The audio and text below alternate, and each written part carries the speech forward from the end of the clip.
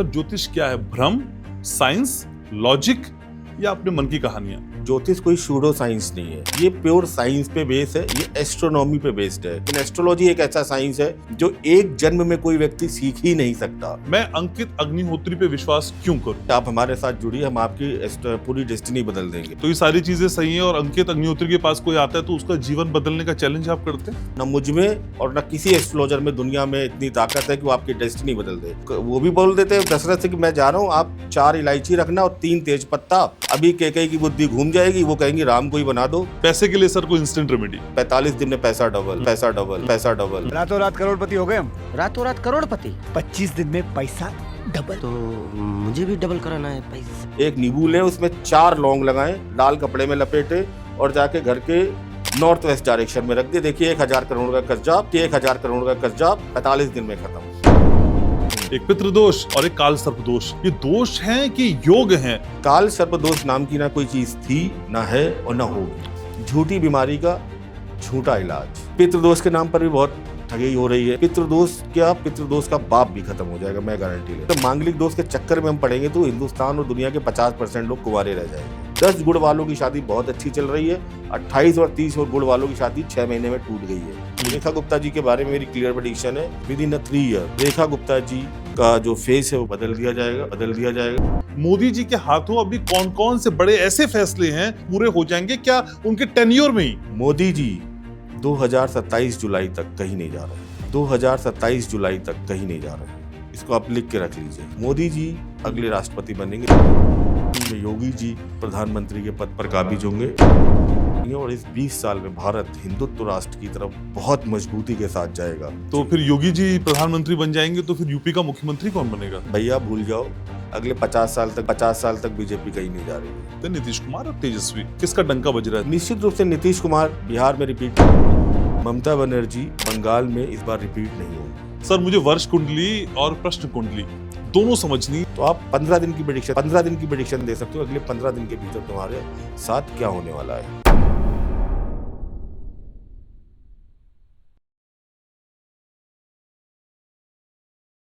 जब आपकी जिंदगी डगमगाने लगे, जब राह में बहुत सारी मुश्किलें दिखाई देने लगे, सवाल बहुत सारे हों लेकिन उन सवालों का जवाब कौन देगा कुछ पता ना हो, लेकिन ऐसे में कोई आए जो बताए कि मैं ब्रह्मांड से उठ रहे सारे सवालों को पढ़ सकता हूं, आपकी सारी समस्याओं को सुलझा सकता हूं, आपकी उंगली को थाम कर आपको दुखों से दूर सुख के पार ले जा सकता हूं, तब क्या कहेंगे आप? ये सब कुछ होता है घनश्याम उपाध्याय पॉडकास्ट में।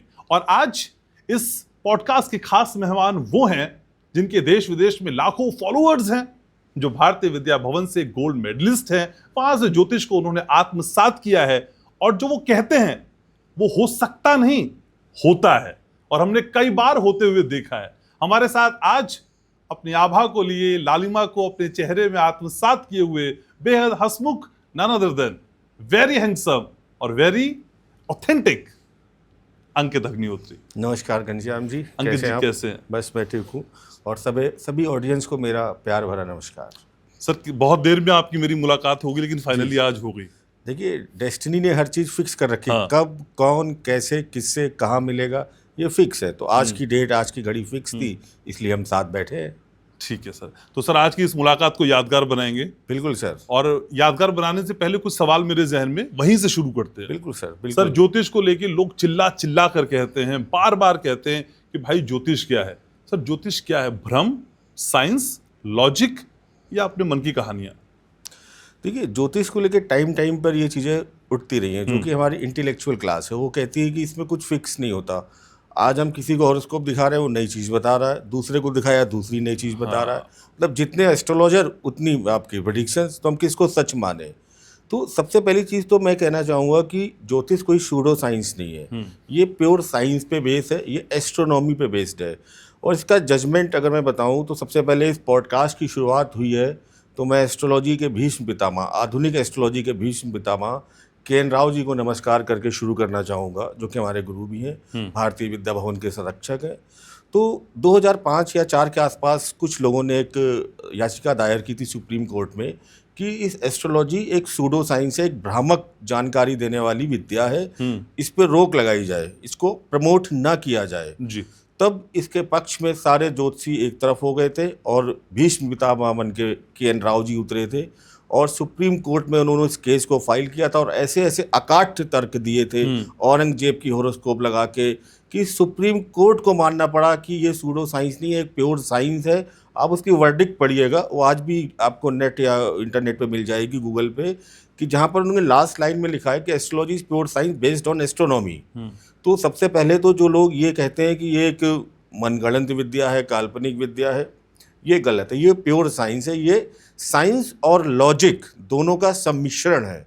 देखिए साइंस क्या होती है कि यहाँ पर E = mc² होगा, ठीक है, 2 + 2 4 होगा, लेकिन एस्ट्रोलॉजी में इस साइंस के साथ आपके लॉजिक भी अप्लाई होते हैं। कई बार जैसे बोलते हैं ना कि शनि सबका, आपका शनि है, मेरा शनि है, क्या पोजीशन है वो मेरे अकॉर्डिंग होगा। कई लोग शनि की महादशा में राजा बन जाते हैं, कई लोग शनि की महादशा में ठीक बात है। नीचे चले जाते हैं। तो ये पढ़ने की कला, ये सीखने की कला, ये एक निरंतर तपस्या है। कोई कोर्स अगर आप करते हैं, चाहे आपका मेडिकल का हो चाहे कोई भी हो, वो आप 10-12 साल में उस विद्या में पारंगत हो जाते हैं। लेकिन एस्ट्रोलॉजी एक ऐसा साइंस है जो एक जन्म में कोई व्यक्ति सीख ही नहीं सकता। ये आप अपनी ज्ञान की जो यात्रा है अगले जन्म में कंटिन्यू करते हैं। तो जितने के.एन. राव जी का भी स्टेटमेंट है कि ये सबसे टफेस्ट सब्जेक्ट में से एक है एस्ट्रोलॉजी। वो तो ऑल इंडिया सर्विस क्वालिफाई करके आई, बहुत उन्होंने भारत सरकार में सेवाएं की है और अकाउंटेंट ऑडिट सर्विस से थे। तो वो खुद कहते थे कि अकाउंटेंसी से ज़्यादा ये कठिन है और इसको सीखने में व्यक्ति के कई जन्म लग जाते हैं। लेकिन सर अंकित अग्निहोत्री कहेंगे कि यकीन करो, मैं यकीन कर लूंगा, ऐसा यहाँ नहीं होता है जी सर। मेरे व्यूवर्स को, एक आम व्यक्ति को ये सॉलिड रीजन चाहिए कि वो ज्योतिष पे यकीन करे और फर्म बिलीव करे। देखिए ज्योतिष, 2 तरीके के ज्योतिष हैं इस समय भारत में, और जो 90% ज्योतिष हैं वो आपकी डेस्टिनी एस्ट्रोलॉजर के थ्रू बदलने की भविष्यवाणी करते हैं कि आप हमारे साथ जुड़िए, हम आपकी पूरी डेस्टिनी बदल देंगे। अच्छा। जो एक्चुअल एस्ट्रोलॉजर है या जो एक्चुअल एस्ट्रोलॉजी है वो श्रीमद् भगवत गीता, जो सनातन का सबसे बड़ा ग्रंथ है, उस पर बेस्ड है। कर्म थ्योरी, कर्म जो आपके लिखे हैं वो अकाट्य हैं, उन्हें कोई नहीं काट सकता। और एस्ट्रोलॉजर आपकी डेस्टिनी को आपके बता देगा कि आपके जीवन में कौन सी घटनाएं होंगी, कौन सी घटनाएं नहीं होंगी। और अगर सही पढ़ने वाला है तो 2 ही चीज़ें होंगी, वो या तो वो प्रेडिक्शन सही होगी, अगर वो प्रेडिक्शन सही नहीं हो रही तो मैं चैलेंज कर रहा हूँ या तो एस्ट्रोलॉजर गलत है या फिर जो उसने डेटा दिया वो गलत है। अगर दोनों सही है, एस्ट्रोलॉजर भी अच्छा है और जो डेटा आपको दिया गया, 3 डेटा ही चाहिए किसी को, टीओबी, पीओबी, टीओबी, इसके अलावा नाम भी नहीं चाहिए, आपका नाम क्या है, ठीक है। नाम आपका चाहे कुछ हो, आत्मा आपकी वही है जो जन्म जन्मांतर से कर्म की एक टोकरी लेकर चली आ रही है। तो अगर ये दोनों चीज़ें सही हैं तो आपकी प्रेडिक्शन सही होगी ही होगी। तो ये सारी चीजें सही हैं और अंकित अग्निहोत्री के पास कोई आता है तो उसका जीवन बदलने का चैलेंज आप करते हैं? बिल्कुल नहीं, मैं और आप बिल्कुल एक हैं। देखिए एस्ट्रोलॉजर के लिए जो प्राचीन उसमें कहा गया है दैवज्ञ, आपके प्रारब्ध को पढ़ने वाला, प्रारब्ध क्या जो आप लेकर आए, और उसको पढ़ने वाला एक डाकिया, एक पोस्टमैन जो ईश्वर की चिट्ठी की पढ़ने की क्षमता रखता है, जो आपको बता सकता है कि आप अपनी डेस्टिनी में क्या लेकर आए हैं। किसी भी एस्ट्रोलॉजर में, मैं दावा करता हूँ, ना मुझ में और ना किसी एस्ट्रोलॉजर में दुनिया में इतनी ताकत है कि वो आपकी डेस्टिनी बदल दे। डेस्टिनी बदल सकता है आपका किया गया सच्चा कर्म, आपके द्वारा की गई सच्चे मन से प्रार्थना। एस्ट्रोलॉजर का काम होता है कि आपको आपके कार्मिक बैलेंसेस से कनेक्ट करे। अच्छा। और जहां पर आपको लग रहा है कि इसको ईश्वर के साथ कनेक्ट करना चाहिए वो कनेक्ट कर, केवल ये एक गाइडेंस दे सकता है, करना आपको ही है। अगर डेस्टिनी कोई बदल सकता तो मैं दावा करता हूं कि वो व्यक्ति सबसे पहले अपनी डेस्टिनी बदलता और उसे कभी एस्ट्रोलॉजी करने की आवश्यकता ही नहीं पड़ती। ये ईमानदारी है। ये ईमानदारी, मैं किसी की डेस्टिनी नहीं बदल सकता हूँ। कोई मेरे पास आए और ये उम्मीद रखे कि मैं उसे कुछ ऐसा कर दूंगा, रेमेडी दे दूंगा कि वो जाने के बाद उसकी जो जन्म जन्मांतर की समस्याएं चली आ रही हैं पिछले 20-25 साल की, मुझसे मिलने के बाद 2 महीने में खत्म हो जाएंगी, नहीं। मैं उसको जो उसकी डेस्टिनी आगे प्रॉमिस कर रही है उसके साथ उसको लिंक्ड करूंगा, जो प्रेयर की आवश्यकता है वो उसको बताऊंगा और कोशिश करूंगा कि ये कर्म सिद्धांत के साथ जुड़े। ठीक है। और मेरा देखिए एस्ट्रोलॉजर का काम मोटिवेशन करने का है। आप मेरे पास आए और मुझे लग रहा है कि और आप बहुत डिप्रेशन में हैं, तो ऐसा तो नहीं कि पूरी की पूरी कुंडली ही आपकी खराब होगी। अब मैं नेगेटिव माइंडसेट लेके बैठा हूं तो मुझे आपको सिर्फ डराना है, और इतना डराना है कि आप अपने घर जेवर बेच के कहीं से भी जो मैंने रेमेडी बताई है, जो नग नगीने पहने, जब तक वो नहीं करोगे नहीं होगा, ऐसा नहीं। मुझे आपको आने वाली डेस्टिनी से परिचित कराना है कि ये समय आ रहा है, संयम रखिए, ये भी निकल जाएगा। उसके बाद आपका जो आउटकम दशाएं है या जो प्रेडिक्शन वो ठीक दिख रही है, तो इट मीन्स कि आप निकल जाएंगे। हौसला रखिए। और एक एस्ट्रोलॉजर की प्राइम रिस्पॉन्सिबिलिटी, अगर आपके पास कोई रोते हुए आया है तो जब वो आपके कमरे से बाहर जाए तो उसके जीवन में आशा की एक किरण हो। इतना निराश होकर ना जाए कि वो सोचे कि मैं आया ही क्यों इसके पास, इसने तो मुझे ऐसा कर दिया कि मैं आत्महत्या कर लूँ जाके, इसने कुंडली इतनी खराब बता दी। लेकिन आज मार्केट में ना अंकित जी, आशा देने वाले, उम्मीद वाले ढेरों हैं। 4 इलायची 2 लौंग फूको, पैसा बढ़ सकता है। कॉन्फ्लेक्सा हाथ में लिखो, एक रात में पैसा आ रहा है। 15 दिन में, 1 महीने में, 1 दिन में, 45 दिन में, 21 दिन में, 99 रुपए में ज्योतिष सीख के करोड़पति बन जाओ। अब इतनी भीड़ में मैं अंकित अग्निहोत्री पे विश्वास क्यों करूं? आप मेरे पे विश्वास मत कीजिए। आप सनातनी हैं, मुझे लग रहा है कि आप अगर हिंदुत्व को जानते हैं, हिंदू धर्म को जानते हैं, तो आप अपने ग्रंथों पर भरोसा कीजिए। जी। 2 बड़े ग्रंथ हैं आपके पास, ठीक है। श्री भगवत गीता और रामचरितमानस। आप इन पे भरोसा कीजिए। राम ने क्यों अपनी डेस्टिनी नहीं बदल पाई? वो भी कर्म सिद्धांत से बंधे थे। क्यों नहीं अपने पिता को इस बोझ से मुक्त कर पाए कि तुम्हें पुत्र वियोग में तड़प तड़प के मरना पड़ेगा? वो तो ईश्वर थे। वो भी बोल देते दशरथ से कि मैं जा रहा हूँ, आप 4 इलायची रखना और 3 तेज पत्ता, अभी कैकेयी की बुद्धि घूम जाएगी, वो कहेंगी राम को ही बना दो। नहीं कर पाए। आप भगवत गीता को देखिए। भगवत गीता में ये कहा गया है कि आप सिर्फ कर्म कीजिए, कर्म के अलावा और कुछ मत कीजिए, और कर्म का फल मिलेगा भी नहीं मिलेगा या आप बिल्कुल भूल जाइए। और उसमें स्पष्ट क्लियरेशन है कि आज जो कुछ भी आपके साथ हो रहा है, अच्छा या बुरा, वो आप जन्म जन्मांतर से जो कर्मों का एक पिटारा लेके चले आ रहे हैं ना, वो आप लेकर आए। मैं इसको साइंस से भी लिंक कर देता हूँ। अच्छा। साइंस में एनर्जी कंजर्वेशन लॉ तो बहुत बाद में आया, 16वीं 17वीं शताब्दी में, कि एनर्जी को ना डिस्ट्रॉय किया जा सकता है, ना क्रिएट किया जा सकता है, एक फॉर्म से दूसरी फॉर्म में ट्रांसफर होती है। ठीक है। लेकिन हमारी भगवत गीता में 5000 साल पहले बोल दिया गया था, नैनं छिदन्ति शस्त्राणि नैनं दहति पावका ना चैनम क्लेदन्त्यात्मो नो शोषयति मारुता। आत्मा अजर अमर। आत्मा क्या है? एनर्जी है। आत्मा अजर है, अमर है। क्या हो रही है? एक बॉडी से दूसरी बॉडी में ट्रांसफर हो रही है। तो इस रूल को कॉपी किया गया। मैं और बताता हूँ, साइंटिफिक सारे रीजन देता हूँ। हालांकि ये पूरा, इससे पहले जो मैं बोलने जा रहा हूँ, ये हमारे सुधांशु त्रिवेदी जी बता चुके हैं। संडे के बाद मंडे क्यों आता है, ये तो अंग्रेजों ने भी 400-500 साल पहले बताया होगा, 600 साल पहले। हमारे यहाँ तो ये होरा सिस्टम होता है। जो पहली होरा होती है वो रविवार की होती है, दूसरी होरा चंद्रमा यानी सोमवार की होती है। तो इस तरीके से हमारा ही चलता है, रवि सोम मंगल बुध। ये हमारा आज से 4 से 5,000 साल पहले चल रहा है। इसका हाँ, इसको पहले सुधांशु त्रिवेदी जी ने बताया, लेकिन ये 4-5,000 साल। जो लोग पुराने पंडित हैं वो जानते हैं होरा सिस्टम क्या होता है, कि पहले ही होरा उस दिन की होती है, उसके बाद अगली होरा, उससे छठी होरा होती है। तो होरा सिस्टम को फॉलो करते हैं। ठीक है। तो हमारा संडे मंडे या होरा सिस्टम को चुरा के उन्होंने संडे मंडे बना लिया।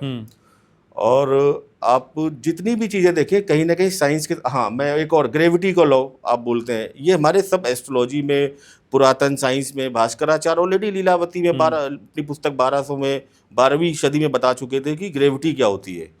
तो ये सारी चीज़ें साइंटिफिक है, ये साइंस है पूरी। यहाँ पर अब देखिए, किसी प्रोफेशन में, मैं बोलूँ आप ही का प्रोफेशन है या मेरा प्रोफेशन है, किसी का कोई प्रोफेशन है, उसमें अगर बहुत ज़्यादा भ्रामक लोग आ जाए तो सीधी सी बात है कि भ्रामकता ज़्यादा फैलेगी। और आम आदमी बोलते हैं ना कि वही, आपने हेरा फेरी पिक्चर देखी हो कि 45 दिन में पैसा डबल, वो अनुराधा चिटफट स्कीम वाली, तो वही कहानी चल रही है। तो अब देखिए उस पिक्चर में क्या हुआ था। तो ना आज इसी 45 दिन बाद ना अनुराधा मिली थी, ना कुछ मिला था। वो लोगों ने देखा ही क्या हुआ। वैसे आज इस भ्रम को तोड़ने का काम इस पॉडकास्ट में हम करेंगे। लेकिन अंकित जी, ये भी बात है, हम जब एस्ट्रोलॉजर समझते हैं ना, तो हम सोचते हैं कोई कुर्ता पहन के आएगा, कोई टीका लगाए हुए होगा जिसकी चोटी होगी, या फिर फीमेल वर्जन में जाते तो बड़ी सी बिंदी, हाथों में खूब सारी अंगूठियां, बहुत भारी सी साड़ी, कांजीवरम या सिल्क, जो भी, लाली लिपस्टिक। लेकिन मैं अंकित अग्निहोत्री को देखता हूँ तो यंग डूड आता है स्टूडियो में, जिसने कोट पहना है, स्टाइलिश चश्मा पहना है। आपको लगता है कि वेशभूषा आपकी कही हुई बात पे थोड़ा सा इम्पैक्ट डालती है? बिल्कुल नहीं। वेशभूषा या बाहरी आवरण की आवश्यकता तब पड़ती है जब आपको किसी को अपने ज्ञान के द्वारा आप जब इम्प्रेस नहीं कर पा रहे हैं, तो आपको पहले आवरण ओढ़ना पड़ेगा। ज्योतिष में एक वर्ड यूज होता है एस्ट्रोलॉजी में, जो जानते होंगे, देश काल पात्र। अब ये जिस जमाने में जिस चीज को फॉलो कर रहे हैं, एक जमाने में होता था भाई, हम धोती कुर्ता पहनते थे, हम टीका लगाते थे। लेकिन आज के जीवन में इसकी आवश्यकता नहीं है। अगर आपका ज्ञान परिपक्व है, आपके जो लॉजिक है उनमें दम है, तो आपको बाहरी आवरण से अट्रैक्ट करने की क्या कोशिश। भाई आप, बाहरी आवरण आपका तब तक काम करेगा जब तक आपका मुंह बंद है। और जैसे ही मुंह खुलेगा तो कौन हंस है कौन कौवा है 2 मिनट में पता चल जाएगा। वैसे आजकल कौवे खूब चल रहे हैं। कलयुग में बोला गया ना कि हंस चुगेगा दाना, कौवा मोती पाएगा। तो वो देखिए चलेगा। देखिए चलती क्या चीज़ है, चलती वो चीज़ है जो आपको अट्रैक्ट करे। अट्रैक्ट वो क्या करती है, जिसमें आपको मेहनत ना करनी पड़े, जिसमें आपको मैं कुछ ऐसा बता दूं, मैं भी ये बोल दूं कि भाई आपकी रील वायरल हो जाएगी कि एक काम करना, जिन लोगों के ऊपर 1,000 करोड़ का कर्जा है वो एक काम करें, एक नींबू लें, उसमें 4 लौंग लगाएं, लाल कपड़े में लपेटे और जाके घर के नॉर्थ वेस्ट डायरेक्शन में रख दे। देखिए 1,000 करोड़ का कर्जा 45 दिन में खत्म। हाँ, अब जो पढ़े लिखे लोग हैं, जो बैठे हैं, जो इंटेलेक्चुअल है, वो ये सुनते ही मेरा पॉडकास्ट बंद कर देंगे। ये भी आ गया बनाने, ये भी वही 45 दिन में पैसा डबल करने वाला तो क्रॉस कर दे, क्योंकि उनको पता है कि आपकी 1,000 करोड़ का कर्जा 30 दिन में या 1 साल में कैसे खत्म हो जाएगा मेरे भाई। कोई क्या छत फट जाएगी क्या? नहीं फटेगी। लॉजिकल बात करो। मैं कोई इस रेमेडी को करना मत, इससे कुछ भी नहीं होगा, मैं पहले क्लियर कर दूं। ये ऐसी कुछ भी आपके मन में आप बताते जाओ, प्रैक्टिकल अप्रोच रखिए। अगर आपके जीवन में कहीं 20-25 वर्षों से समस्याएं आ रही हैं, तो कोई एस्ट्रोलॉजर या कोई दशा ऐसी नहीं आएगी कि वो अगले 3 महीने में ही आपका काया पलट कर दे। मेरे पास भी कई लोग आते हैं, मैं कहता हूं कि दशाएं जब आती हैं लंबे समय के लिए आती हैं और ये उस तरीके से काम करती हैं जैसे कि आपकी भोर होती है, सुबह होती है। तो ऐसा नहीं होता कि एकदम 3 बजे अंधेरा है और 3:15 पे पूरा सूरज प्रकट हो गया। वो अपना रिफ्लेक्शन देना शुरू करती है, लालिमा आती है, चिड़ियों की आवाज आती है चहकने की, हल्की हल्की लालिमा हमारे पूरे आभा मंडल, पृथ्वी मंडल पर आती है और 2-3 घंटे का प्रोसेस होता है। तब जाके आप बोल दो कि हाँ सुबह हो गई, अब चलना चाहिए। ठीक है, लेकिन लोग अपनी जिंदगी की सुबह के आस में जब एस्ट्रोलॉजर्स के पास जाते हैं तो 3-4 रात के तौर पे वो दोष बताते हैं। एक मंगल दोष, एक विष दोष, एक पितृ दोष और एक काल सर्प दोष। ये दोष हैं कि योग हैं? क्यों डराया जा रहा है इतना? सबसे पहले तो मैं काल सर्प दोष के विषय में बता दूं। इसके बारे में राव सर पहले ही बता चुके हैं, बहुत पहले बता चुके हैं। आज तक में उनकी एक सीरीज भी आई थी बहुत पहले, उन्होंने उस पर भी बताया था। काल सर्प दोष नाम की ना कोई चीज़ थी, ना है और ना होगी। अच्छा, है ही नहीं। ये क्लासिकल एस्ट्रोलॉजी में कहीं पर भी इसका रेफरेंस नहीं है। ये आपके 1950-60 के आसपास कुछ ज्योतिषियों द्वारा फैलाई गई भ्रामक जानकारी है। काल सर्प दोष नाम की ना कोई बीमारी थी, ना है, ना होगी। इसलिए लोग इससे बिल्कुल वहम में मत पाले। मैं बता देता हूँ किन किन की कुंडलियों में था। Pandit Jawaharlal Nehru, Amrita Pritam, Rajiv Gandhi, Atal Bihari Vajpayee, George W Bush. अब इनमें से मुझे लगता नहीं किसी ने पूजा कराई होगी, लेकिन ये अपने जीवन में बहुत उत्कृष्ट और श्रेष्ठ स्थितियों में गए। क्या जॉर्ज डब्ल्यू बुश ने सद्दाम हुसैन को मारने से पहले काल सर्प की पूजा कराई थी? नहीं कराई होगी। आप यकीन रखिए, ये भ्रामक जानकारी है। और मैं इसको एक ही चीज़ बोलूँगा, झूठी बीमारी का झूठा इलाज। अब आपकी कुंडली में जिसके भी काल सर्प दोष हो, बिल्कुल बेफिक्र रहे, मस्त रहे, स्वस्थ रहे, बिल्कुल भी मत डरे। मैं गारंटी लेता हूँ। लोग तो और मेरे से ज़्यादा गारंटी मेरे गुरु पहले ही ले चुके हैं, के.एन. राव गुरु जी, और 20 साल पहले ही बता चुके काल सर्प कुछ नहीं होता। सर ये बड़ी राहत दे दी। लोग तो कहाँ भेज रहे हैं सर इसकी पूजा के लिए? नासिक, उज्जैन में जाते हैं, 1 लाख रुपए खर्च करके आते हैं। जागेश्वर में भी भेजते हैं, उत्तराखंड में। हाँ, और उसके बाद भी जिंदगी तस रहती है। मैं कितने लोग आए, मैं जैसे बोलता हूँ कि आप तो लग रहा है जैसे उनकी कुंडली में मुझे काल सर्प का कॉम्बिनेशन दिखा, तो मैं बोल देता हूँ लग रहा है आप करा के आ चुके हो पूजा। तो हंसने लगते हैं, हाँ सर जी हो चुके, हम नासिक गए थे। मैंने कहा कुछ बदला? करे कुछ भी नहीं बदला। तो मैंने कहा आप डरिए मत। आप अल्टीमेटली आपके मन में कोई वहम आ भी गया है जिनको, तो आप भगवान शिव के साथ कनेक्ट हो। जिनका चंद्रमा पीड़ित हो या किसी खराब अवस्था में हो, उन सबको मैं एक रेमेडी देता हूँ। सावन का महीना चल रहा है, भगवान शिव के साथ कनेक्ट हुई और मानस पूजा कीजिए। मानस पूजा क्या होती है? आप जिस शिवलिंग को अपने बचपन से देखते आ रहे हैं, जो आपके जहन में हो, उसको यहाँ पर स्थापित कीजिए, आँख बंद कीजिए।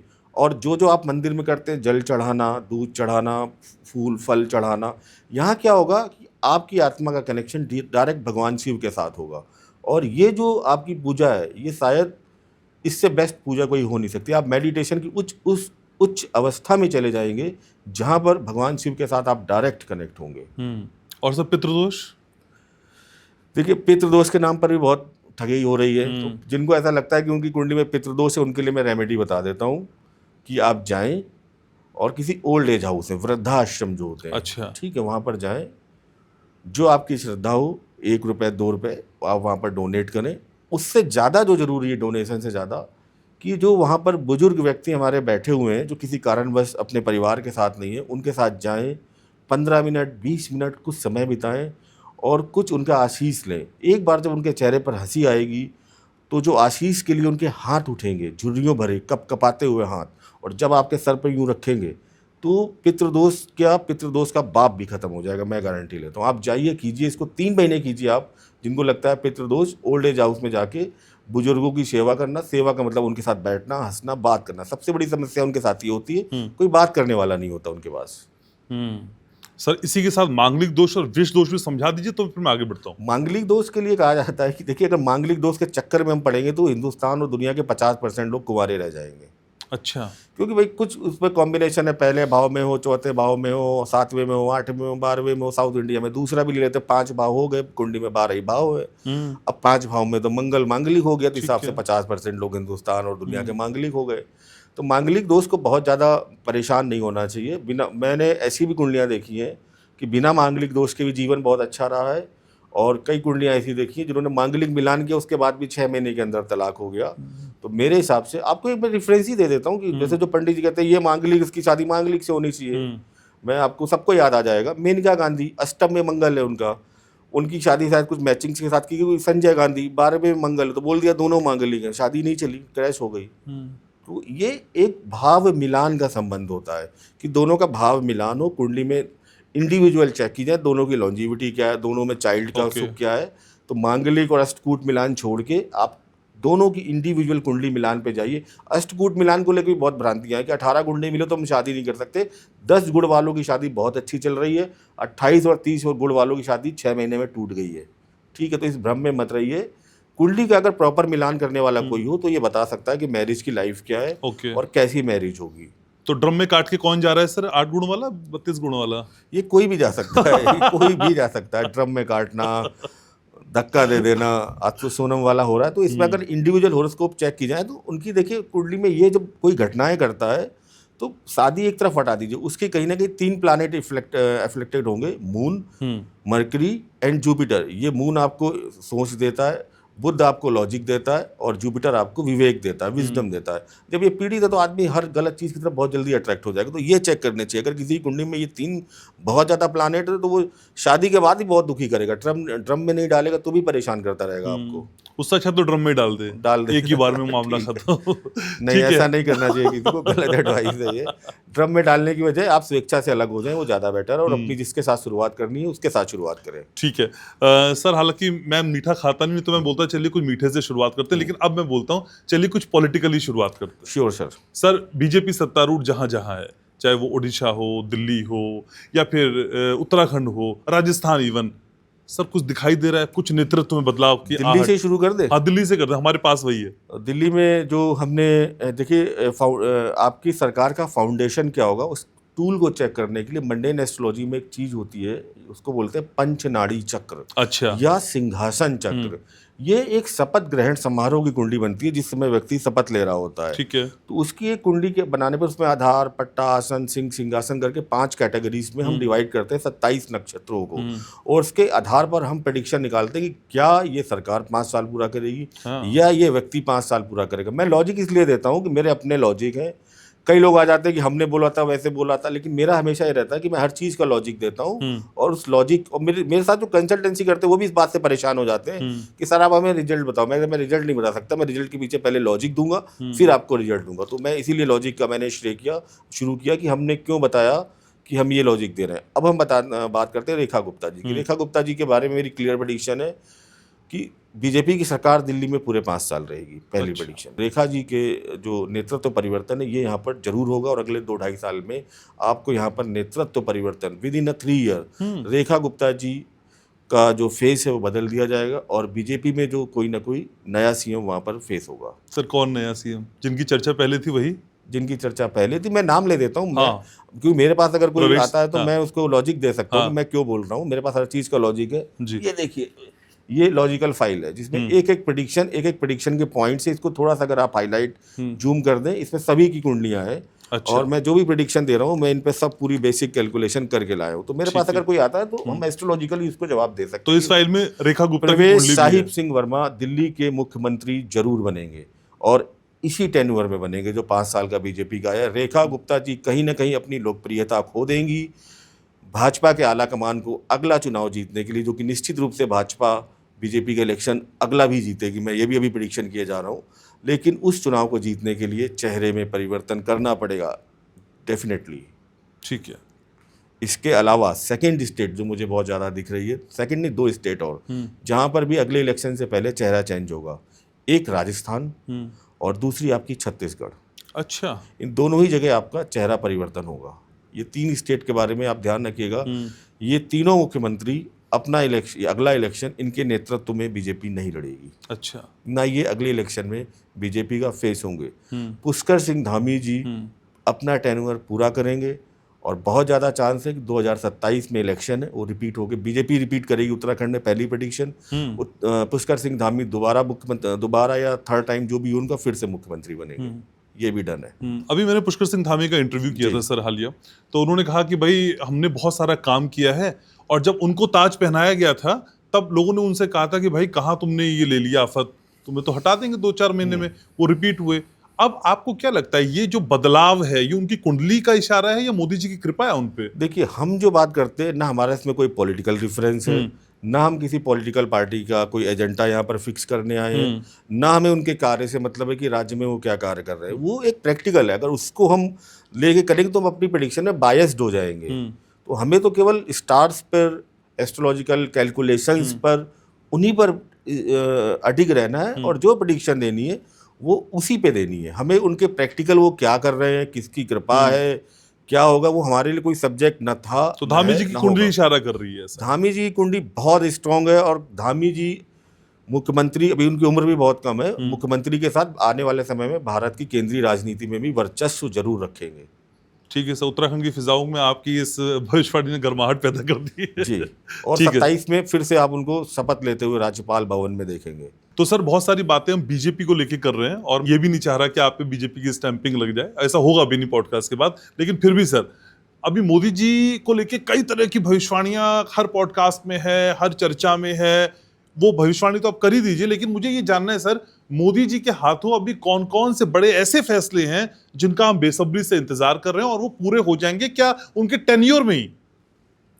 2 चीजें मैं यहाँ पर क्लियर करना चाहूंगा कि मोदी जी को लेकर मैंने बहुत पहले प्रेडिक्शन कर दी थी, जो कहीं नहीं जा रहे अभी फिलहाल तो। अच्छा। हालांकि अभी यहाँ पर जैसे ही मैं ये 2025 शुरू हुआ था, सारे एस्ट्रोलॉजर ने मई जून में उनकी सरकार गिरा दी थी। अगर आपको याद हो, मैं भी देखता था और मैं हर बार आके बोलता था अभी तो कहीं नहीं जा रहे।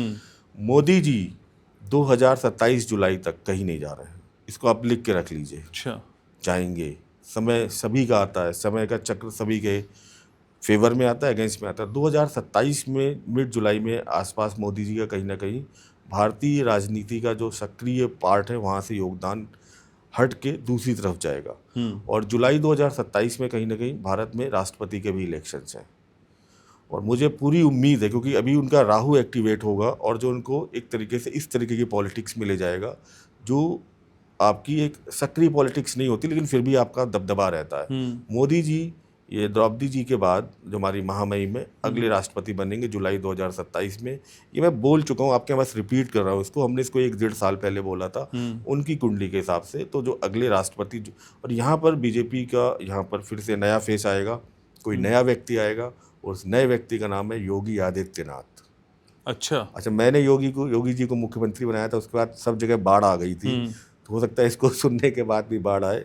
मेरी प्रेडिक्शन है 2027 में बीजेपी में केंद्रीय स्तर पर नेतृत्व परिवर्तन होगा। इसमें योगी जी यहाँ पर आपके दिल्ली में भारत की जो राजनीति है यहाँ पर प्रधानमंत्री के पद पर काबिज होंगे और अगले 20 वर्षों तक ये व्यक्ति भारत की राजनीति में एक लालिमा बिखेरे सूर्य की तरह चमकेंगे, जहाँ पर हिंदुत्व के प्रहरी बन के प्रणेता बन के आगे बढ़ेंगे। और इस 20 साल में भारत हिंदुत्व राष्ट्र की तरफ बहुत तेज़ी से, बहुत मजबूती के साथ जाएगा। कहते हैं ना कि अभी मथुरा और काशी का शिलान्यास बाकी है। अयोध्या का जो शिलान्यास था वो मोदी जी के हाथों लिखा था। डेस्टिनी ने मथुरा, काशी और पुनरुत्थान के लिए जितनी भी हमारी देखिए जो सभ्यताएं दबाई गई हैं, जो निकल के ज़मीन से बाहर अपनी गवाही का प्रमाण दे रहे हैं कि हम थे, तो ऐसा ही हिंदू धर्म का जो पुनरुत्थापन होगा वो योगी जी के समय में होगा। मथुरा काशी नहीं, पता नहीं कितने अभी निकलेंगे यहाँ पर, और ये सब योगी जी करेंगे। और भारत निश्चित रूप से हर क्षेत्र में, चाहे इकोनॉमी हो, चाहे ज्ञान हो, चाहे नॉलेज हो, और चाहे उसका हिंदुत्व जो उसकी एक कोर रही है, इन सब में भारत विश्व में नंबर 1 जाएगा। तो फिर योगी जी प्रधानमंत्री बन जाएंगे तो फिर यूपी का मुख्यमंत्री कौन बनेगा? यूपी के मुख्यमंत्री के उनके पास कई दावेदार हैं, आपको अच्छा, पता ही है। बीजेपी से ही बनना है, सरकार बीजेपी की रहेगी। एक बार मैं कहीं प्रेस कॉन्फ्रेंस में सुन रहा था अमित शाह जी को, कहते हैं कई बार आपकी, और उन्होंने बहुत पहले बोला था, मुझे 19-20 की बात होगी, मुझे ऐसा याद है, कि कोई पूछ रहा था कि आप 2024 में रिपीट करेंगे या कब तक आपका, तो उन्होंने कहा था भैया भूल जाओ, अगले 50 साल तक बीजेपी कहीं नहीं जा रही है। तो ये जितना भी विपक्ष है ये शांति से बैठे, फिलहाल ये बीजेपी रिपीट करेगी और बहुत अच्छा रिपीट करेगी। हर देखिए व्यक्ति का टाइम होता है, कांग्रेस ने बहुत साल काम किया है, 60-70 साल देश की बहुत सेवा कर ली है, डेस्टिनी घूमती है, और अभी तो बीजेपी की शुरुआत है, मात्र आज 10 वर्ष हुए बीजेपी को काम करते हुए, सक्रिय काम करते हुए। अभी उसकी डेस्टिनी में और उनके जो प्रारब्ध है, जो दशाएं हैं बीजेपी की कुंडली की, बहुत स्ट्रांगली इन चीज़ों को इंडिकेट कर रही है कि उनको अभी काफ़ी बड़े काम करने हैं। हाँ, चेहरा बदलेगा, चेहरा निश्चित रूप से बदलेगा। योगी आदित्यनाथ लखनऊ से निकल के, गोरखपुर के मठ से निकल के भारतीय राजनीति के सबसे उच्चतम बिंदु पर सुशोभित होंगे। लेकिन अंकित जी, वो सवाल मेरा थोड़ा सा रह गया कि प्रधानमंत्री के हाथों अभी कौन कौन से बड़े फैसले उन्हीं के कार्यकाल में हो जाएंगे। ये भी प्रेडिक्शन हो चुकी है, आप पहले जाके देख सकते हैं। अच्छा। या फिर ये 3 प्रेडिक्शंस हैं पीओके इंडिया में। यही सुनना चाह रहा था। पीओके इंडिया में मोदी जी करके ही जाएंगे, उससे पहले तो वो जाएंगे ही नहीं, और ये जुलाई 2027 से पहले हो जाएगा। यूनाइटेड काउंसिल का permanent member, okay, security council का, ठीक है, जहाँ पर आजकल कई बार नॉमिनेशन के थ्रू जाते हैं। और आपका ये जो बलूचिस्तान वाला काम चल रहा है, ये हमारी तरफ से, मुझे लग रहा है, मैं प्रैक्टिकल बोल रहा हूँ इसको, कि कहीं ना कहीं काम चल रहा है उसको इंडिपेंडेंट कराने में, जो मुक्ति वाहिनी बांग्लादेश के लिए कर रही थी। ऐसे ही हमारी तरफ से अभी भी सक्रिय योगदान है उनको, और बहुत जल्द आप पाकिस्तान के टुकड़े होते हुए देखेंगे। होते होते बच गए, लेकिन अभी होंगे, बाकी है, और आप बहुत जल्द बलूचिस्तान को ऐसे इंडिपेंडेंट स्टेट देखेंगे, कंट्री देखेंगे। आप कहते हैं टुकड़े होते होते रह गए, तो क्या ऐसी ही तनाव की स्थिति फिर बनेगी? जी बिल्कुल बनेगी। भारत की जो, जैसे वर्ष कुंडली का एक प्रोविजन होता है, अच्छा, तो भारत की जो वर्ष कुंडली आ रही है इस वर्ष की, जो 15 अगस्त को बनेगी, ठीक है, तो ये वर्ष कुंडली अभी इंडिकेट कर रही है कि कहीं ना कहीं सेना का इन्वॉल्वमेंट बढ़ेगा। भारत की मंगल की महादशा शुरू हो रही है। मंगल की महादशा सेना, आर्मी, कमांडर, इन चीज़ों को दिखाती है। तो कहीं ना कहीं ये तनाव की स्थितियाँ फिर बनेंगी। पाकिस्तान में बहुत जल्द तख्ता पलट होगा। आसिम मुनीर वहाँ के नए शासक बनेंगे, उनके बाद से स्थितियाँ लगातार खराब होती जाएंगी, और यहीं से आसिम मुनीर के बाद से ही पाकिस्तान 2 स्टेट में कन्वर्ट होगा, एक पार्ट उसका जरूर निकलेगा। और आईएमएफ के आगे कटोरा लेके जाएंगे तो कर्जा मिलेगा कि नहीं मिलेगा उनको? ये पॉलिटिकल सवाल है, आईएमएफ देता है कि नहीं देता। नहीं, कुंडली आईएमएफ की बता रही है कि उनको कर्जा, IMF की क्योंकि कुंडली कई नहीं बार है मेरे कर्जी पास। दे दे के उनको रिवाइव कर देता है। लेकिन इस बार ये रिवाइव नहीं होंगे। इस बार जो कंडीशंस हैं, ऐसी देखिए पॉलिटिकल सिचुएशंस ये जियो पॉलिटिक्स में चल रही है कि अमेरिका भी एक हद तक ही किसी की मदद कर सकता है। और अमेरिका में जो व्यक्ति शासन कर रहे हैं, उनके विषय में मैं भविष्यवाणी कर चुका हूँ। उनका काम ही पूरे विश्व में उथल पुथल मचाना है। आने वाले समय में अपने देश में भी महाविरोध देखेंगे, महाभियोग का सामना करेंगे। इंडिया के फेवर में अभी भी अमेरिकन बहुत ज़्यादा हैं, चाहे वहाँ के कांग्रेस के लोग हों, चाहे सीनेट के लोग हों। ये जो बीच में काम सर, महाभियोग फिर से दोबारा लगेगा, लेकिन अपना टेन्योर जरूर पूरा करेंगे। वो हटाए नहीं पाए, पिछली बार भी नहीं हट पाए थे।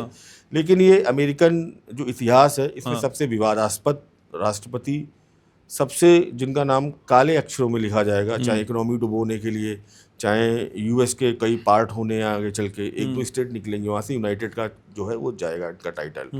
जैसे यूएसएसआर का गया था एक टाइम में, ठीक है, यूक्रेन और बहुत सारी क्रीमिया, बहुत सारी कंट्रीज निकल गई थी, स्टेट निकल गई। तो ऐसे ही यहाँ पर भी होना है। आखिर है क्या, वो स्टेटों का एक वो है, 52-53 स्टेट्स हैं, जो भी हो। तो ट्रम्प चाहे टैरिफ घटाते रहे, बढ़ाते रहे, कोई फर्क नहीं पड़ेगा? कुछ नहीं पड़ेगा। ये कहीं ना कहीं अपने ही देश में विरोध का सामना करेंगे, और जो स्थितियां हैं वो भारत के फेवर में जाएंगी। इस बार अगर भारत और पाकिस्तान में तनाव तो होगा, और निश्चित रूप से होगा, लेकिन स्थितियां भारत के साथ जुड़ती हुई दिखेंगी। अच्छा, हालांकि मेरा सवाल थोड़ा विषयांतर हो सकता है। ये ट्रम्प चाहते हर युद्ध में आके बीच में झंडा लेके मैंने युद्ध सुलझा दिया, कुंडली का कुछ? ये उनकी कुंडली का दोष है। सिंह लगन लियो, चौधरी बनना। लियो वालों के अंदर चौधरी बनने की एक जन्मजात समस्या होती है। प्लस उनका कुछ ऐसे कॉम्बिनेशन है कि उनका और विवाद का, चोली दामन का साथ है, कि वो आएंगे कुछ ना कुछ ऊपर नीचे करेंगे। तो उनकी कुंडली का ही दोष होता है। प्रत्येक व्यक्ति में देखिए जो उसकी कैरेक्टरिस्टिक होती है, उसके चार्ट से पता चल जाती है। आप लियो वालों को देखें, वो हमेशा नंबर 1 पोजीशन में बहुत अच्छा काम करते हैं। जिनका भी सिंह लगन है, वो देखें, अगर आप उनको नंबर 2 या 3 पोजीशन में दे दो तो खराब काम कर देंगे। अच्छा, तो हर लग्न की, हर राशि की एक विशेषता होती है जो व्यक्ति की पर्सनैलिटी में आती है। वीनस का इम्पैक्ट है, आप देखने में सुंदर होंगे, आपको लग्जरी बहुत पसंद होगी, साफ सफाई बहुत पसंद होगी, ठीक है। आपके अंदर अगर ये सारे जो राशियां 12 राशियां, इनका इम्पैक्ट तो आता ही है, क्योंकि ये एनर्जी लेकर आए आप उस चीज़ की। और फिर पर्टिकुलर कॉम्बिनेशन आपके चार्ट में क्या बन रहे हैं, क्या एफ्लेक्टेड है, क्या आपका एक्सॉल्टेड है, क्या डेबिलेटेड है, ये सारी सिचुएशंस आपकी लाइफ की, आपको एक पूरा बोलते हैं ना कि डीएनए है आपका, कि आप ये करोगे, ये नहीं करोगे। ठीक है सर। तो इतनी सारी एनर्जी का बोम्बास्टिक आज यहाँ हो रहा है सर। इसी करेक्शन में एक नाम जुड़ता है sir, Bihar election. Sir Bihar election में मुझे समझ आते हैं दो बड़े नाम, सभी को समझ में आते हैं, नीतीश कुमार और तेजस्वी। किसका डंका बज रहा है सर इस बार? निश्चित रूप से नीतीश कुमार बिहार में रिपीट नहीं हो रहे हैं। नीतीश कुमार बिहार के अगले मुख्यमंत्री नहीं बनेंगे, आप ये लिख के रख लीजिए, ठीक है। सर बड़ा जोड़ घटा आता है उनको। अब जोड़ घटा एक समय तक ही चलता है, एक समय के बाद जोड़ घटा खत्म हो जाता है। यहाँ पर जोड़ घटा उनका अब समाप्त हो चुका है। अच्छा। और ये अपना लास्ट इलेक्शन लड़ रहे हैं, और इसके बाद आने वाले समय में 1-2 वर्षों में भारतीय राजनीति से एक व्यक्ति की तरह जैसे अदृश्य हो गए थे इन्हीं के पार्टी के, और उसी गंभीर बीमारी से मुझे लग रहा है जूझ रहे हैं जॉर्ज फर्नांडिस। अचानक वो गायब हो गए थे भारतीय राजनीति के परिदृश्य से। और इनके साथ भी कुछ ऐसा ही कि अगले 1-2 वर्षों में इनकी जो कुंडली मुझे दिखा रही है, कुछ ना कुछ मानसिक समस्या से अभी भी जूझ रहे हैं, कोई मेंटल डिजीज से, और आने वाले टाइम में वो और बढ़ेगी, जिसकी वजह से इनको मेमोरी लॉस या कुछ इस तरीके की चीज़ें आएंगी। और राजनीति में मुझे अब इनका 2026 के बाद ज़्यादा कुछ दिखता नहीं है। 2026 से ही काफ़ी कम हो जाएगा। तो सरकार किसकी आ रही है फिर बिहार में? देखिए, बिहार में इस टाइम तेजस्वी यादव की कुंडली बहुत जोर पकड़ रही है। उस कुंडली के हिसाब से मुझे लगता है कि अगर सही सारे कॉम्बिनेशन बैठे तो आरजेडी सबसे ज़्यादा नंबर वाली पार्टी बन के यहाँ पर निकलेगी। और ये देखिए फिर तिकड़म का आ जाता है कि हाँ, मैं उसी पे आ रहा था सर, इससे तो कोई मैटर करता नहीं है। तिकड़म कौन लगाएगा, लेकिन अगर एस्ट्रोलॉजिकली पूछे तो तेजस्वी यादव के मुख्यमंत्री के चांस बनने के चांस सर बहुत वो तो ज़्यादा पिछली बार भी अच्छा किया था उन्होंने परफॉर्मेंस, इस बार उससे भी बेहतर होगा। अच्छा। हाँ, पर सर तेजस्वी यादव को जब मैं समझता हूँ तो जितना आगे बढ़ते हैं उतना पीछे चले जाते हैं। 4 कदम आगे बढ़ के 2 कदम या 8 कदम भी पीछे हो जाते हैं। कुछ ऐसा तो अप्रत्याशित नहीं होने जा रहा उनके कोई साथ? भी अप्रत्याशित नहीं हो रहा। इनफैक्ट उनकी तो एक दशा भी बदलेगी, अंतरदशा भी बदलेगी। अच्छा। वो उनके फेवर में जाएगी, ठीक है। तो आने वाले टाइम में वो बिहार में रहने वाले हैं, और कहीं ना कहीं मुझे लगता है मुख्यमंत्री जरूर बनेंगे वो। लेकिन सर हालांकि फिर मेरा पता नहीं, ये पत्रकार वाला जाग जाता है अंदर से।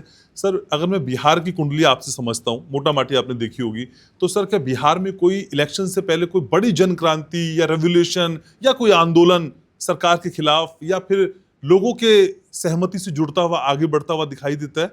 कुछ ऐसा हो सकता है बिफोर ऐसा इलेक्शन? कुछ नहीं दिखता। इसकी काफी कोशिश की प्रशांत किशोर ने जन स्वराज पार्टी के थ्रू, लेकिन वो आ नहीं पाया।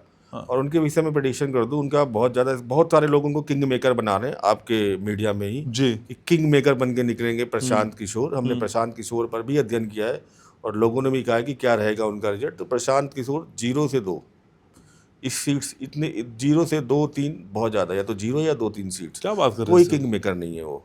अच्छा, ठीक है, तो अभी उनका समय नहीं है भारतीय राजनीति में, और उसमें भी काफी लंबा समय है। ठीक है सर। 2 चेहरे मुझे आपसे समझने थे, वैसे प्रशांत किशोर का आपने बता दिया, लेकिन चिराग पासवान पे भी मैं आपकी राय जानना चाहता हूँ। चिराग पासवान को आप कैसे देखते हैं, कैसी कुंडली बताते हैं? चिराग पासवान की जो कुंडली है इस टाइम बिल्कुल सपोर्ट नहीं कर रही है। भले ही वो सारी सीटों पे इलेक्शन लड़ रहे हैं, मुझे लग रहा है बिहार की, लेकिन कोई बहुत बड़ा ऐसा नंबर लेकर नहीं आ पाएंगे कि वो नीतीश के साथ सपोर्ट में जाके नीतीश को मुख्यमंत्री बना दें। और बहुत ज़्यादा संभावना है कि अगर आरजेडी की सरकार बनती है तो उस तरफ मर्ज भी हो सकती है, क्योंकि उनका कुछ ना कुछ इन्वॉल्वमेंट भी दिखता है आने वाले टाइम में सरकार में।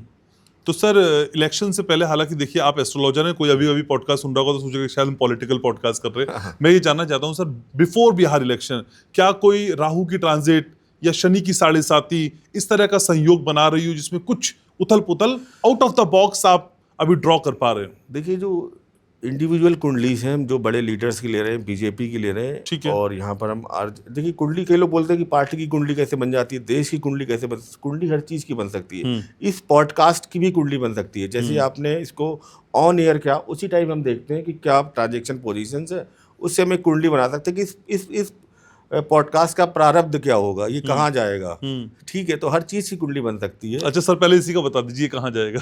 ये आपका बहुत वायरल होगा, क्योंकि जिस टाइम आपने शुरू किया है उस समय केंद्र त्रिकोण में शुभ ग्रह हैं, और बलि चंद्रमा लग्न को देख रहा है, गुरु स्ट्रांग है, और सबसे ज़्यादा जो वायरल करने में कंटेंट जिनका रहता है राहु, उसका भी रिफ्लेक्शन आ रहा है, तो ये वायरल होगा। और आप हैं? मैं उसको देख कर ही शुरू किया था आपके साथ। अच्छा। ठीक है। हाँ, तो सर बिहार को लेके तो आपने सारी चीजें समझा दी, लेकिन बार बार ये कहा जाता है कि भारत विश्व विजेता बनने जा रहा है, भारत का आने वाले समय में कोई सानी नहीं होगा, एक बड़ी वैश्विक शक्ति के तौर पे अंतर्राष्ट्रीय मानचित्र में भारत अपनी छाप बना देगा। सर ऐसा हो जाएगा क्या?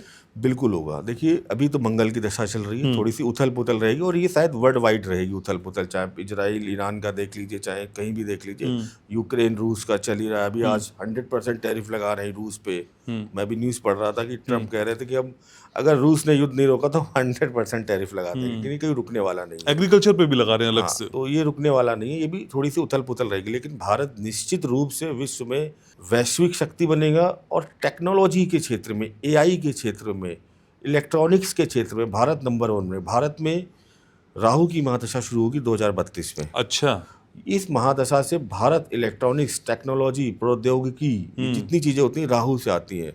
2047-48 तक रही, यहाँ तक रहते रहते भारत एक ऐसे विश्व के रूप में स्थापित हो चुका होगा कि लोग कैलिफोर्निया से कानपुर में जॉब करने आ रहे होंगे। मैं लिख के दे रहा हूँ, याद रखिएगा। इतना वो प्रौद्योगिकी और टेक्नोलॉजी के क्षेत्र में हमारी जो आजकल हम जो चिप मंगाते हैं, सेमीकंडक्टर्स मंगाते हैं, हमें किसी चीज़ की ज़रूरत नहीं पड़ेगी। इलेक्ट्रॉनिक्स, टेक्नोलॉजी, इनके मामले में भारत का पूरे विश्व में कोई शानी नहीं रहना राहु की महादशा में।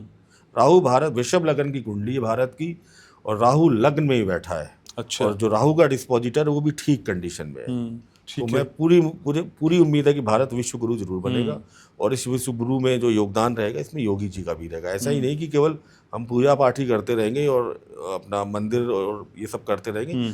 हम प्रौद्योगिकी, हम इकोनॉमी, हम साइंस टेक, हम हर चीज़ में आगे बढ़ेंगे। ठीक है, आने वाला समय ही आपका science, technology, AI, ML, machine learning, इनका है। ठीक है। और इनमें भारत जब विश्व विजयी बन जाएगा तो हर क्षेत्र में भारत व्यापक प्रगति करेगा, चाहे कृषि हो, चाहे मौसम हो, चाहे आपकी कोई भी फील्ड हो, क्योंकि सब जगह टेक्निक की आवश्यकता होगी। ठीक है सर, बंगाल चले? चलिए सर। ममता दीदी को चलते हैं। कितनी ममता मिलने वाली है?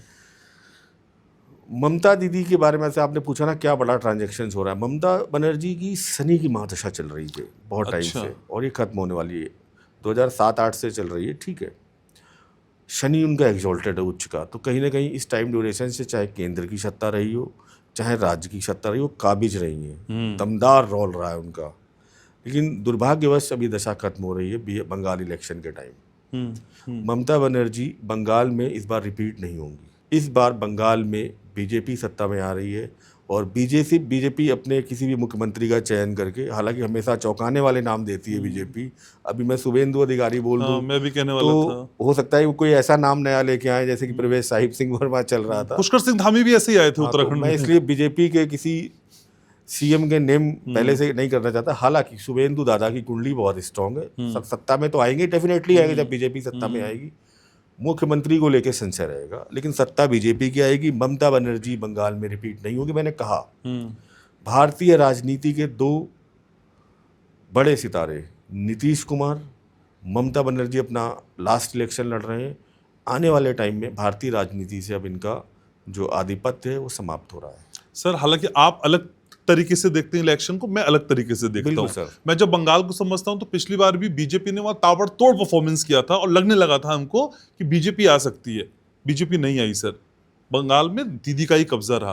तो इस बार अगर ग्रह वाइज समझे तो बीजेपी के या फिर उनकी पार्टी के ग्रह ऐसे बता रहे हैं आपको कि हावी हो जाएंगे। कुंडली ऑलरेडी स्ट्रांग चल रही है, और जो वहां पर कंपटीटर है ममता बनर्जी, उनकी कुंडली बहुत वीक चल रही है। तो ममता बनर्जी तो मुख्यमंत्री बनने वाली नहीं है, और जो टीएमसी है, हर पार्टी की कुंडली बन सकती है। दर्शकों को बहुत जिज्ञासा रहती है, ऐसा कैसे होता है, टीएमसी की भी कुंडली होगी, भारत की भी कुंडली हो सकती है, बन सकती है सर। हर इवेंट की आपकी कुंडली बन सकती है। जैसे अब कुंडली बनती कैसे, जैसे आपके बच्चे ने जन्म लिया, आपने तुरंत उसकी कुंडली बना दी। तो आपके जीवन में जो भी इवेंट हो रहा है, जैसे भारत का जो गठन हुआ 15 अगस्त की मध्य रात्रि को 12 बजे जानबूझ के लिया गया, अभिजीत मुहूर्त में, वृषभ लगन में। जी, जवाहरलाल नेहरू, पंडित नेहरू और राजेंद्र प्रसाद बहुत अच्छे एस्ट्रोलॉजर थे। उन्होंने कहा कि ऐसे नहीं करेंगे, हम मुहूर्त निकाल के करेंगे। तो सूर्य नारायण व्यास और जितने बड़े एस्ट्रोलॉजर थे, हरदेव शास्त्री जी, उन्होंने पूरा निकाल के मुहूर्त निकाला। कि तभी तो ऐसा नहीं कि उनको कोई मजा आ रहा था कि हमें मिडनाइट में ही आज़ादी घोषित करनी, वो एक मुहूर्त का ही यूज था कि जब हम आज़ादी घोषित कर रहे हो तब उस टाइम एक ऐसी कुंडली बन रही हो जो एक मजबूत राज्य को दिखा रही हो, मजबूत देश को दिखा रही हो। पाकिस्तान ने इसको फॉलो नहीं किया। देखिए भुखमरी के कगार पे है, खाने को रोटी नहीं है, बांग्लादेश टूट चुका है, अगला राज्य टूटने वाला है, और धीमे धीमे पतन की तरफ ही जाएंगे। सर एक चीज और मैं समझ रही बंगाल को लेकर, बंगाल में बीजेपी इसलिए रिपीट हो रही है क्योंकि ममता दीदी की कुंडली कमजोर है, इसलिए। ममता दीदी की कुंडली कमजोर है, बीजेपी की कुंडली मजबूत है। ओके। वहां पर जो व्यक्ति हैं दादा शुभेंदु अधिकारी, उनकी कुंडली strong। मजबूत है। ओके। और ये सब इनके मस्तक पर विजय श्री लगते हुए दिख रही है मुझे। अच्छा, ठीक है। सर, बहुत सारी बातें होगी तो मन में और जिज्ञासाएं पैदा हो रही हैं। Sure, sir। तो जब मैं आज आपके साथ पॉडकास्ट करने आ रहा था तो एक सवाल मेरे घर से मेरी वाइफ ने आपके लिए भेजा है, क्योंकि उनकी बहुत फेवरेट रही हैं स्मृति ईरानी। जी। और जब वो नेता थी उससे ज्यादा कि जब वो अभिनेता थी। सर, नेता से फिर अभिनेता, क्योंकि कभी सास भी बहू थी, फिर से उनका एक नया 2.0 हम देखेंगे। सर, क्या करियर अब दोबारा वही जलवा बिखेर पाएगा जो हमने पहले घर घर में उनको मुस्कुराते हुए देखा? देखिए, पॉलिटिकली उनकी कुंडली अभी थोड़ी वीक चल रही है। अच्छा। इस अमेठी का चुनाव भी आने और वो दोबारा से जो अपना कला जगत है उस तरफ मूव ऑन हुई है। लेकिन यहाँ पर वो बहुत ज़्यादा अपना अच्छा परफॉर्मेंस नहीं कर पाएंगी। ओके। और एक समय आएगा 28-29 के आसपास, वो भारतीय राजनीति में फिर से आएंगी। ठीक है, अभी समय है थोड़ा सा उनका आने में, और ये जो टाइम ड्यूरेशन चल रहा है उनके लिए बहुत ज़्यादा अच्छा नहीं है। कला क्षेत्र में भी बहुत ज़्यादा मुझे उनका ऐसा नहीं लग रहा है कि फिर से, क्योंकि वो दौर जा चुका है और उनकी कुंडली के सितारे भी वो जा चुके हैं। जो उनको एक होता ना कि आवाज़ आते ही सास बहू थी, लोग घर पे बैठ जाते थे, तो वो जादू नहीं बिखेर पाएंगी और भारतीय राजनीति में वापस आएंगी। मुझे वो अब इलेक्शन के ज़्यादा कहीं ना कहीं नॉमिनेशन के थ्रू या कोई ऐसी नॉमिनेटेड पोस्ट, बड़ी पोस्ट, हायर पोस्ट, मैं इसमें अगर बोलूं तो आने वाले समय में वो कहीं ना कहीं भारत की राष्ट्रपति बनती हुई भी आपको दिखेंगी। अभी नहीं, उसमें समय है। अच्छा। और लेकिन जो एक्टिव पॉलिटिक्स है उसमें उनका इन्वॉल्वमेंट कम है। और यहाँ पर कला जगत अभी वो 2-3 साल बड़ी परेशान रहने वाली है दोनों ही क्षेत्रों में। ठीक है सर। सर, कई परेशानियां युद्ध को लेके भी है, थोड़ा सा इंटरनेशनली समझते हैं। सर, इजराइल ईरान, क्या समझ में आता है? इजराइल ईरान का जो बवाल मचा हुआ है, थमेगा नहीं थमेगा, क्या होगा, भारत की भूमिका क्या होगी, कैसे ये सारी चीजें आगे सॉर्ट आउट होती दिख रही है? देखिए, ये जो युद्ध चल रहा है, ये युद्ध ऐसा नहीं कि सॉर्ट आउट होता हुआ हमें दिख रहा है और हम शांति से बैठ जाए। युद्ध बढ़ेगा। अच्छा। आगे चल के देखिए, जो एक वर्ल्ड वॉर की सिचुएशन है वो तो बनेगी, मैंने पहले भी बोला है। लेकिन वर्ल्ड वॉर को लोग ऐसे ना समझे कि मारकाट मच जाएगी, लोग एकदम खत्म हो जाएंगे। जो सामान्य प्रोसेस है चलता रहेगा और ये सिचुएशंस बढ़ेगी, क्योंकि एक वर्ड भी यूज होता है, रोहिणी शकट भेदन। जब भी ऐसी स्थिति आती है 30 वर्षों में कुछ ना कुछ यहाँ पर स्थितियाँ बनती हैं, बिगड़ती हैं और युद्ध आपका बढ़ेगा। कई कंट्रीज इनके साथ होंगी, कई कंट्रीज इनके साथ नहीं होंगी। लेकिन आजकल का जो युद्ध है परोक्ष रूप से, अप्रत्यक्ष रूप से ज़्यादा लड़ा जाता है। चाहे वो आपके पर साइबर अटैक हो, चाहे आपकी इकोनॉमी ख़राब करनी हो, चाहे आपके जैविक हमले हो। चाइना इन चीज़ों का मास्टर है। अच्छा। बायोलॉजिकल जो आपके युद्ध होते हैं, तो जो युद्ध हैं वो इसी तरीके से लड़े जाएंगे। चाहे बहुत ज़्यादा वो वाला नहीं है कि जैसे कि अभी भी दिख रहा था कि मिसाइलें गिरेंगी, दिल्ली जल के भस्म हो जाएगी, लाहौर पहुंच गए हम, लाहौर पहुंच गए, कराची टैंक। इसका अब समय नहीं, क्योंकि कहीं ना कहीं विश्व शक्तियाँ इन चीज़ों को रोकती हैं। अब जो युद्ध हैं वो साइबर अटैक्स हैं, वो बायोलॉजिकल अटैक्स हैं आप पे, जैविक हमले हैं। आप कोविड भी देखिए, कहीं ना कहीं इन्हीं जैविक हमलों का ही एक पार्ट था। सही बात। चाइना को हम बहुत शांत मान रहे हैं इस टाइम, लेकिन चाइना में बहुत उथल पुथल चल रही है और ये उथल पुथल आने वाले जो वर्ल्ड वॉर है उसमें बहुत एक्टिव रोल प्ले करेगा चाइना। अच्छा। तो हमें चाइना को भी बहुत साइलेंट किलर की तरह लेना चाहिए। शी जिनपिंग है ही बहुत साइलेंट दिख रहे हैं काफ़ी टाइम से, और उनके यहाँ तो ऐसा प्रोविज़न भी हो चुका है कि शायद वो 2050 या अगले कुछ वर्षों तक वही रहेंगे वहाँ के राष्ट्रपति। कुछ कॉन्स्टिट्यूशनल अमेंडमेंट किए थे, तो शी जिनपिंग तो वहीं रहने वाले, कहीं नहीं जा रहे। वर्ल्ड वॉर में उनका एक बहुत एक्टिव रोल जरूर रहेगा। ठीक है सर, पॉडकास्ट की शुरुआत हमने एस्ट्रो से की थी, तो एस्ट्रो पे ले आते हैं फिर। हाँ, काफी पॉलिटिकल जियोपॉलिटिक्स हो गया। सर, मुझे वर्ष कुंडली और प्रश्न कुंडली दोनों समझनी है। ये कितने हाईली इक्विप्ड चीजें हैं जो हमें बता देते हैं सारी चीजें। देखिए, कुंडली और एस्ट्रोलॉजी इतनी विधाओं को लेके अपने अंदर बैठी हुई है कि उसको समझना बड़ा पेचीदा है। और आप जितने टूल्स यूज करते हैं उतनी ही आपकी प्रेडिक्शन सही होती है। देखिए, वर्ष कुंडली क्या होती है, जिस दिन आपके जन्मकालीन सूर्य के ऊपर से ट्रांजिट का सूर्य उतने ही डिग्री पर ट्रांजिट कर रहा होता है, वो आपकी जन्म तिथि से एक दिन आगे पीछे हो सकता है, तो आपकी वर्ष कुंडली बनती है। उस वर्ष कुंडली से अगले वर्ष तक, यानी आपकी जैसे डेट ऑफ बर्थ है, मेरी जैसे 19 मार्च है, ठीक है, तो इस 19 मार्च से अगले 19 मार्च तक मेरे जीवन में क्या क्या चीज़ें होनी, उसका माइक्रो एनालिसिस वो वर्ष कुंडली दिखाती है। अच्छा। वहाँ 2-3 टर्म यूज होते हैं। मुंथा की पोजीशन क्या है, मुंथेश की पोजीशन क्या है, वर्षेश वर्षेश्वर की पोजीशन क्या है। वर्ष कुंडली में अलग दशाएं चलती हैं, मुद्दा दशा, पात्यायनी दशा, योगिनी दशा, इनको निकाल के हम पूरा आपके जो अगला आने वाला वर्ष है उसको हम बताते हैं। मेरा तो एक सजेशन है कि हर इंसान को अपने बर्थडे पे अपनी वर्ष कुंडली जरूर अपने आप को गिफ्ट करनी चाहिए। उसके सामने एक साल का रोड मैप हो जाता है कि क्या उसकी लाइफ में एक साल में होने वाला है। देखिए दशाएं इतनी लंबी लंबी चलती हैं, अगर आप देखें बोलते हैं कि अभी आपकी जी शनि की महादशा 2027 तक रहेगी, उससे बुध की अंतर्दशा 26 तक रहेगी, तो लोग बड़ा कन्फ्यूज जाते हैं। तो मैं माइक्रो एनालिसिस की जरूरत पड़ती है। हम एक आपको एग्जांपल देते हैं एक कुंडली के वर्ष कुंडली का इम्पैक्ट कैसा होता है। ठीक है। इंदिरा गांधी की आप अगर 79 to 80 की जो वर्ष कुंडली बनाएंगे तो ये 19 नवंबर भी उनकी भी डेट ऑफ बर्थ है। तो 19 नवंबर 1979 से 19 नवंबर 1980 की जो वर्ष कुंडली, वहाँ की अगर स्थिति देखेंगे तो दो घटनाएं एकदम क्लियर होती हुई दिख रही थी। मुंता चौथे भाव में गया था। चौथा भाव में आपका मेडनी एस्ट्रोलॉजी में सिंहासन का होता है, तो सिंहासन को इस वर्ष वापस पाएंगी। ये नवंबर में कुंडली बनी थी और जनवरी में शायद इलेक्शन जीत गई थी वो, अच्छा। काफ़ी हार के बाद, डिफीट होने के बाद। दूसरा उनकी कुंडली में ये भी दिख रहा था कि इनको एक ऐसा अपयश मिलेगा जो जीवन भर वो ढोएंगी। तो उसी टाइम 22 जून के आसपास संजय गांधी की भी डेथ हुई। अब कई लोग बोलते हैं कि संजय गांधी की डेथ में उनका इन्वॉल्वमेंट था, एक अपयश है और उस अपयश को वो आज तक नहीं भुला पाई। आज भी उनके नाम के साथ लगता है, लोग डिस्कशन करते हो। उनकी कुंडली में भी दिख रहा था पंचम भाव एफिलेक्टेड है, संतान की किसी विमान दुर्घटना में मृत्यु। अगर कोई एस्ट्रोलॉजर पढ़ना जानता था, और जानते भी होंगे, लेकिन बड़े एस्ट्रोलॉजर ऐसी चीज़ों को बोलते नहीं है। ठीक है, तो ये आप कोई भी एस्ट्रोलॉजर है उनकी वर्ष कुंडली जाके चेक कर ले, ये दोनों घटनाएं उसको दिख जाएंगी। इसी तरीके से आप अपने वर्ष में होने वाली प्रमुख घटनाओं को, जिनको हम विष्णुवती दशा से नहीं कवर कर पा रहे हैं, अच्छा, यहाँ पर दशाएं छोटी छोटी होती हैं। एक साल की दशा होती है 20-22 दिन में से बदलती रहती है। तो आप 15 दिन की प्रेडिक्शन दे सकते हो, अगले 15 दिन के भीतर तुम्हारे साथ क्या होने वाला है। ठीक है सर। रेमेडी के लिए आप जाने जाते हैं और मेरे व्यूवर्स चाहते भी हैं कुछ रेमेडी। सर पैसा बरसने लगे, पैसा क्योंकि बहुत सब कुछ नहीं है तो बहुत कुछ तो पैसा है। बिल्कुल ठीक है ना, पैसा खुदा नहीं तो खुदा से कम भी नहीं। हाँ। क्या बात है। तो पैसे के लिए सर कोई इंस्टेंट रेमेडी?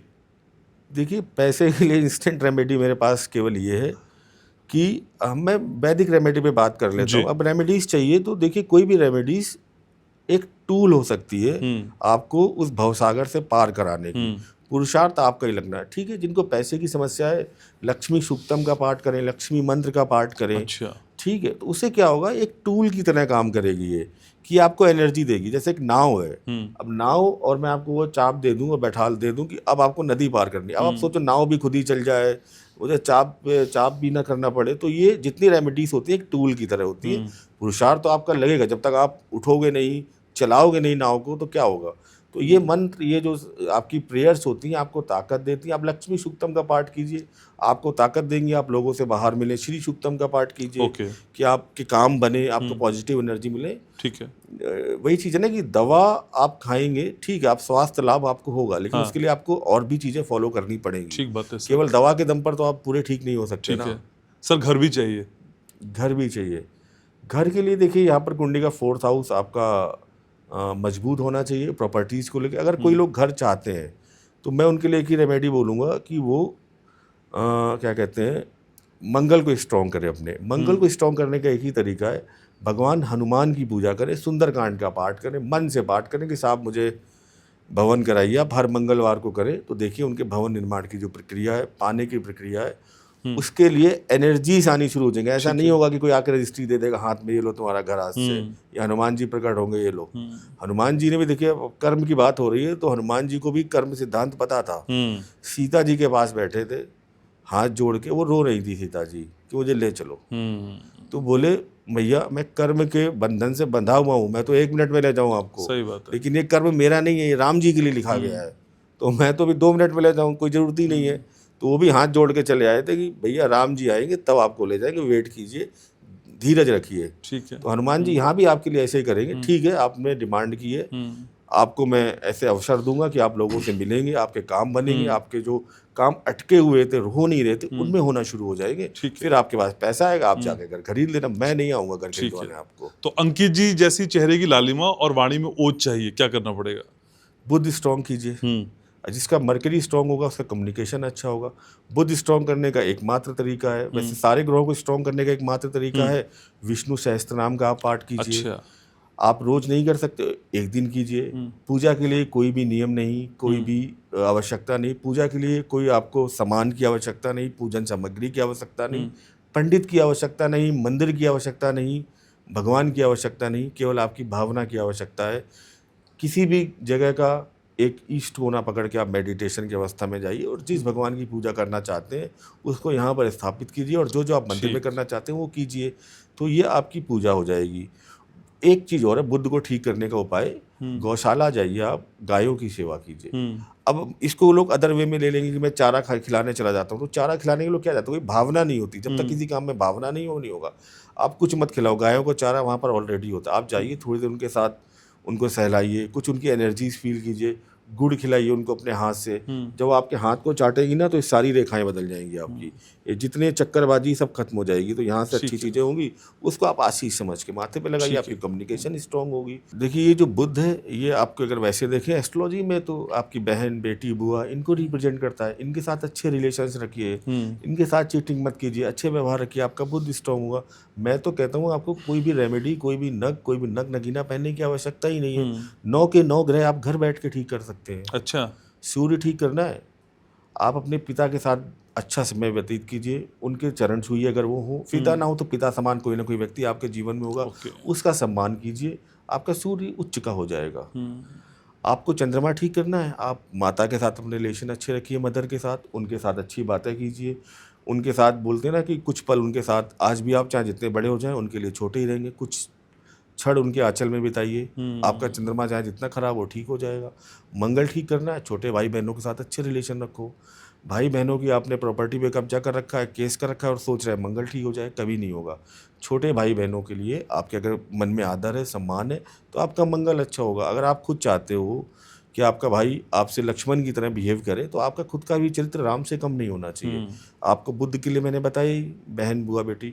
गुरु के लिए आप अपने गुरुजनों का सम्मान कीजिए, साधु संतों का सम्मान कीजिए, उनकी रिस्पेक्ट कीजिए, आपका गुरु ठीक होगा। शुक्र ठीक करना है, अपनी पत्नी का सम्मान कीजिए। जो व्यक्ति अपनी पत्नी का सम्मान नहीं करता वो जीवन भर दरिद्र ही रहेगा, मैं गारंटी ले रहा हूँ। कई लोग ऐसे अपनी पत्नी के साथ गाली गलौज या फिर बाहर अफेयर्स चलाते हैं, वो जीवन भर परेशान रहेंगे। शुक्र उन्होंने अपना, अगर आपकी पत्नी की आंखों में आंसू है, आप चाहे जितने कैरेट का हीरा पहन लो, आपका शुक्र तो ठीक नहीं होना, मैं गारंटी ले रहा हूँ। जीवन भर आप परेशान ही रहोगे। शनि ठीक करना है तो आप भगवान राम की तरह बनिए, शबरी के जूठे बेर खाइए, आपके अंदर सामर्थ्य हो, अपने नीचे जो भी आपके लोग काम करते हैं उनके साथ प्रेम संबंध रखिए, उनको गले लगाइए जब वो दुख तकलीफ में, उनकी हर संभव मदद कीजिए, आपका शनि ठीक होगा। राहु ठीक करना है, आप जितने भी बुरे विचार हैं अपने मन से त्याग कर दीजिए। केतु ठीक करना है, अपनी स्पिरिचुअल गेन को बढ़ाइए, आध्यात्मिक शक्ति की ओर जाइए। घर बैठ के ठीक हो रहे हैं, लेकिन हमको चाहिए वही जिसमें कुछ करना ना पड़े साहब। मेरे पास इतना टाइम नहीं है, आप बताओ कितने कैरेट का हीरा पहन लूँ या कितने प्रति का पुखराज पहन लूँ। तो ये चीज़ें, जेम्स तो पहननी नहीं चाहिए। जेम्स देखिए वो लोग पहने जिनको एस्ट्रोलॉजी की बहुत अच्छी समझ। उसका कारण ये है कि जेम्स पहन के ये ट्रांजिट करते हैं, प्लानिट लगातार मूवमेंट करते हैं।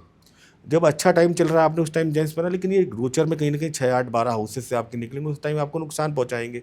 पुराने समय में राजा महाराजा पहनते थे तो उनके पास राज ज्योतिषी हमेशा होते थे, कब पहनना है, कब उतारना है।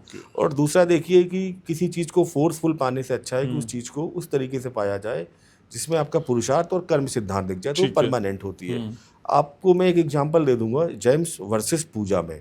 पूजा आपकी ऐसे है जैसे कि आपको अपने पापा से कुछ चाहिए, फादर से कुछ चाहिए, तो आपने कहा कि कल से मैं सारे अच्छे काम करूंगा जो मेरे पिताजी को अच्छे लगते हैं। सुबह उठूंगा, टाइम से स्कूल जाऊंगा, पढ़ाई करूंगा, कोई गलत काम नहीं करूंगा।